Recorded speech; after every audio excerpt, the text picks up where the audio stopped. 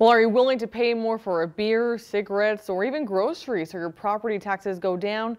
That's what state lawmakers are mulling today in a revenue committee hearing that's been going on since early this afternoon. A couple of proposals being debated today would raise taxes on a number of everyday items to offset the need for property tax money used to pay for public schools. 3 News Now reporter John Kipper was at the Capitol in Lincoln this afternoon and has the story.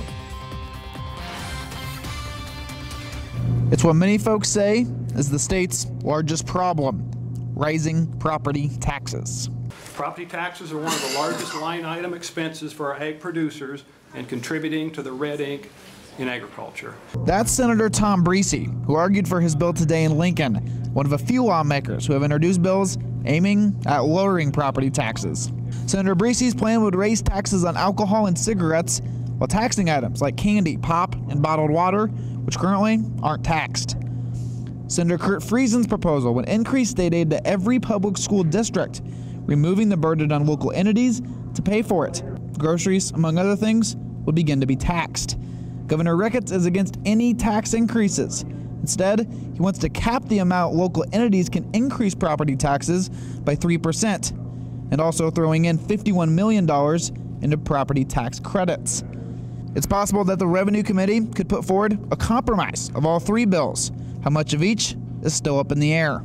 I don't know if there's any one answer, but I think there's pieces of all these bills that will be an answer, I hope, coming out of here, because we really are struggling out in rural areas on our farms. Folks in the ag industry like both plans because they've seen property taxes more than double over the last 12 years.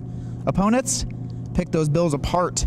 The grocery industry says taxing groceries would force families to spend over $700 per year extra, and folks may just cross the river to Iowa instead. If people can buy it cheaper elsewhere, they will travel to take advantage of lower prices, which will decrease the taxes collected in Nebraska. 2 of the plans include taking the tobacco tax from 64 cents to over $2. Ted Stessman with the tobacco industry says people are going away from smoking anyway, so the state might pick up less money than they hope.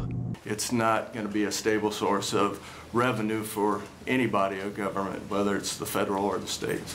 Breese says it'll put Nebraska around the middle of the pack nationwide. This bill will put our tax at $2.14 a pack, and I know that 17 other states, along with District of Columbia, Puerto Rico, and Guam, have cigarette taxes are $2 or higher. Currently, vaping products are not being taxed at all in the state of Nebraska. Senator Breese's bill would change that, putting a 20% tax on those vaping products along with all tobacco products. In Lincoln, John Kipper, 3 News Now.